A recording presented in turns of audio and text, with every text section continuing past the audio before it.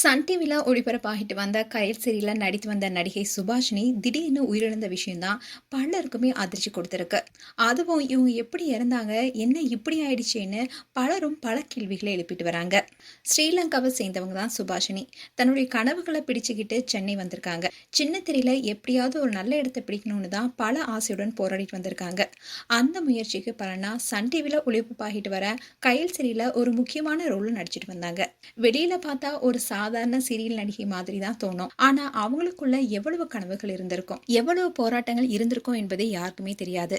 இந்த சம்பவம் நடக்கிறதுக்கு முன்னாடி நாள் வரைக்குமே சுபாஷினி சோசியல் மீடியால ஆக்டிவா தான் இருந்திருக்காங்க. வழக்கம் போலதான் இவங்களுடைய வாழ்க்கையும் ஓடிட்டு இருக்கு. ஆனா ஒரு குடும்ப பிரச்சனை, ஒரு மன அழுத்தம், தவறான நிமிடம், அதுவே இப்போ அவங்களுடைய வாழ்க்கையை முடிவுக்கு கொண்டு வந்திருக்கு. அவங்களுடைய கணவருடன் வீடியோ கால்ல பேசியிருக்காங்க. அந்த சமயத்துல ஏற்பட்ட தகராறுனால இந்த துயர முடிவுக்கு காரணமான போலீஸ் தரப்புலையும் விசாரணை நடத்திட்டு வராங்க. இந்த செய்தி வெளியானதுமே சினிமா வட்டாரத்திலையும் ஃபேன்ஸ் மத்தியிலையும் பெரிய அதிர்ச்சி ஏற்படுத்தியிருக்கு. சுபாஷினியுடைய கதை மட்டும் இல்ல, இன்னைக்கு பலருடைய வாழ்க்கையிலையும் இதே மாதிரி சூழல் தான் இருக்கு. மன அழுத்தம், குடும்ப பிரச்சனை, தனிமை, இது எல்லாமே சேரும்போது சிலர் அந்த ஒரு நிமிஷத்துல தவறான முடிவு எடுக்கிறாங்க.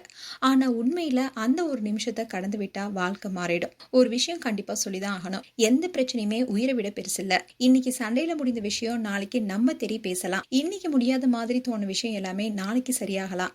இன்னைக்கு நம்ம புரியாதவங்க நாளைக்கு கண்டிப்பா நம்மளை புரிஞ்சுப்பாங்கன்னு நம்ம இருக்கணும். சுபாஷினியோ சின்ன திரையில இன்னும் பெரிய அளவுல வர வேண்டியவங்க, இன்னும் பல கேரக்டர்ல ரசிகர்களை கவர வேண்டியவங்க. இவங்களுடைய பயணம் இவ்வளவு சீக்கிரமா முடிஞ்சிருச்சுங்கிற போதுதான் ரொம்பவே வருத்தம் ஏற்பட்டிருக்கு.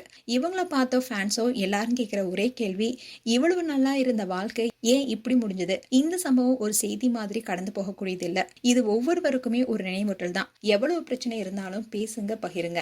ஆனா இப்படிப்பட்ட தவறான முடிவு மட்டும் எனக்கு எடுக்காதீங்க. மேலும் சுபாஷினி குறித்து உங்களுடைய கருத்துக்களை கமெண்ட் செக்ஷன் சொல்லுங்க. இது போன்ற வீடியோஸை பார்க்க நியூஸ் தமிழ் கிட்ஸ் சப்ஸ்கிரைப் பண்ணுங்க. மறக்காம நோட்டிபிகேஷன் பட்டனை கிளிக் பண்ணுங்க.